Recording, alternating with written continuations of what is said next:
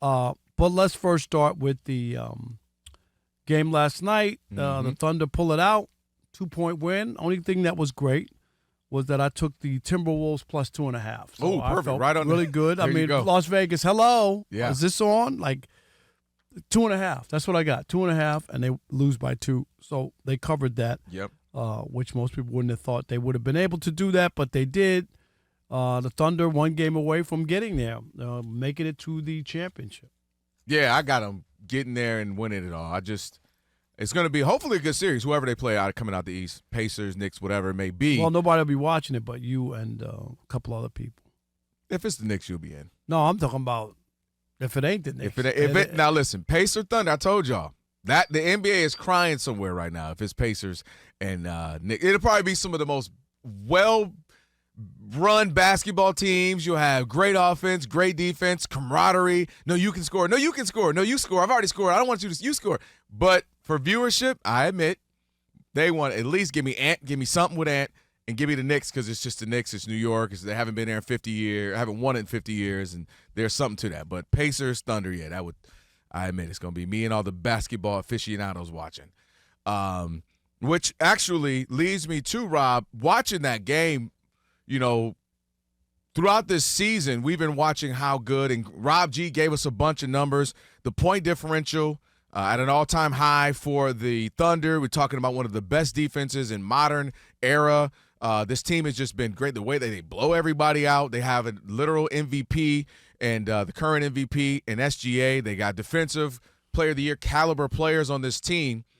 And the good thing for them too, Rob, I'm starting to look at, man, they kind of embody to me what we're starting to see become more so how you win in the modern NBA. You go through eras, right? And then we had the big three, or at least trying to have a big three era.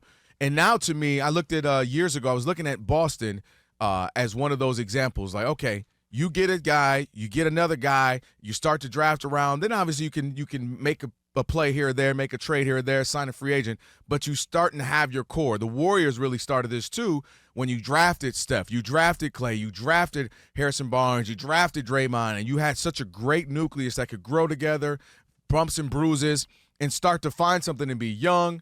And then obviously you can be on your way to at least competing year in, year out, and having that team that you can depend on.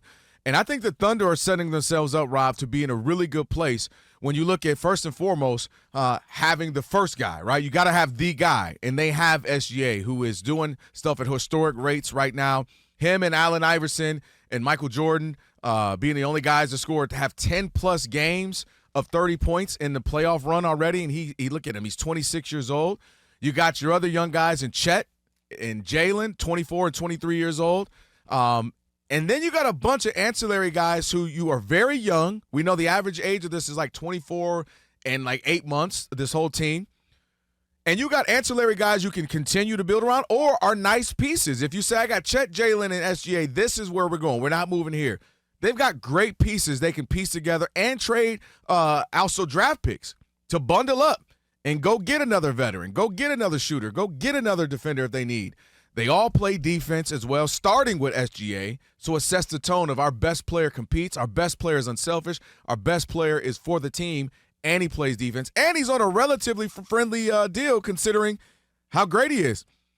Next year, he's only going to be making $38 million. The year after that, only $40 million, which we know how much that really isn't for an MVP guy for the next couple of years. So I think they've put themselves in position to really kind of be the team, specifically in the West, but one of the teams to say, hey, you got to deal with us for the next, let's call it 3 to 6 years, where if they win this year, they can compete again next year. They have a good run where maybe they go to 3 finals in 5-6 years. They can be that team and kind of be the model of how they did it right. And credit Sam Presti because he's had a variation of and iterations of this Oklahoma City Thunder from the KD, Westbrook, and James Harden model to the, okay, everybody's gone, but as long as we have Westbrook, he'll be our guy, our franchise guy, to the, okay, he needs help, go get Paul George and Chris Paul and all of that, to now I think they got their young core that they can say is like a Boston, is like that old KD, Stephen Clay Warriors team, and start to build around. And I think that's starting to become what we're seeing in the NBA is you get your 2-3 guys out the draft, build around it, and hope you got something for the next 5-6 years. Houston, Detroit being examples of teams that are coming up like that. Yeah, I disagree. I think this is a one-off for the OKC Thunder, and I do. I really do. Hold up. Because of their history. Because of the history of Last the league. year don't count? No, the history of the league on where we're going, where there's all these different teams. We would have said that about the Celtics. One injury changed the whole trajectory of the Celtics, correct? Yeah, but I said they're still there, right? No, but I'm just saying, but it changed. Even coming back from injury, you don't look at them as the favorite, like, oh, they're going to win for sure. When Giannis won, oh, they're all set up. They got Middleton. They got this. They got these picks. Okay, so then they didn't win. I don't know about that. Okay, no, but I thought after Giannis won, you figure that they have another run in them or another chance. Denver won. Oh, okay, but they didn't hold their pieces together. But those teams remind me, Rob, of the Laker team where, okay, we got the guys, but then we got rid of everybody. No, but I'm trying to say is that things can change.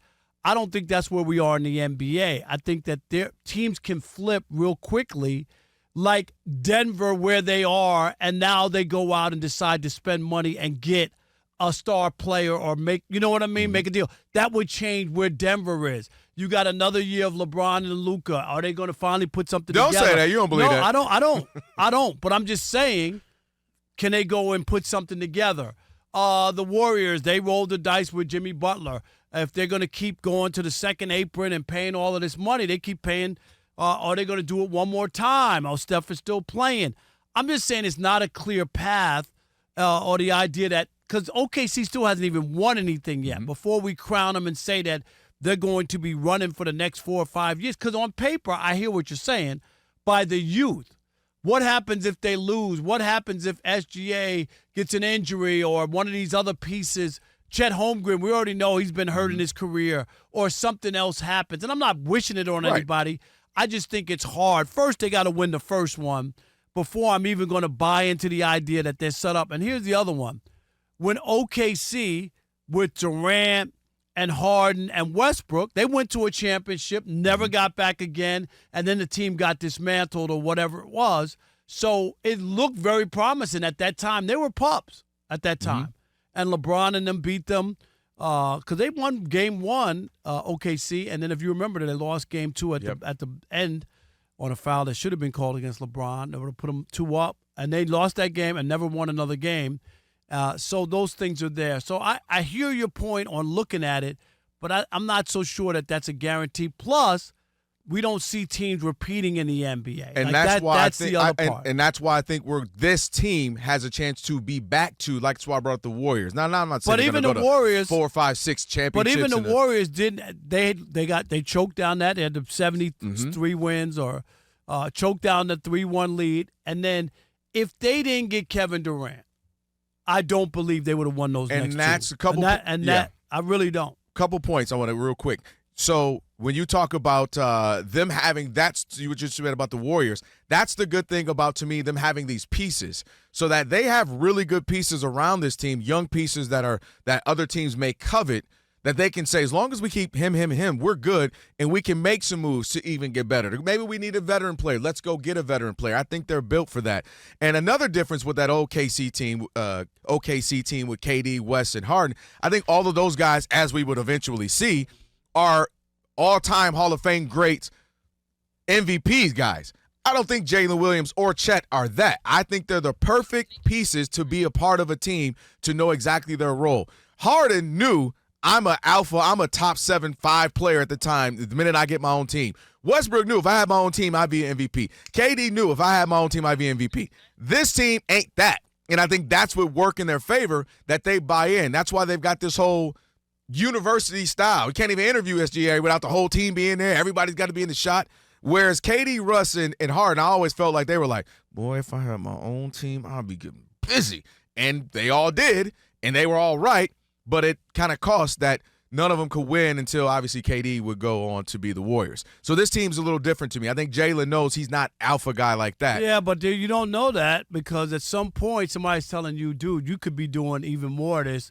Why are you being a Batman when you can go somewhere else? I'm just saying, and then that's where the ego comes in. I do think friends get in your ear. Like you always say, this is why Diana Ross and the Supremes broke up. or why Yoko Ono broke up the Beatles. I'm just saying, like you would look and go, "You're the Beatles. Where are you going? Why would you want to go to?" Why? You ain't want to give me Destiny's Child or nothing. I'm just saying. Give me something. I'm just saying. I'm going with the iconic breakups. I'm sorry, Destiny's Child. Don't do Destiny's Child like that, Rob. That's not an iconic. Beyonce is not iconic? No, not with. See, this is what happens when people get a little fresh haircut and lose a little weight. They start acting different. Not with. Are you acting different? Literally living in two different Americas. No, but I'm talking about Yoko Ono and the Beatles. That's the. First of all, half our listeners thinking you said something about Uno. They think you playing me and you playing Uno at the Memorial Day barbecue. Yoko Ono. All right.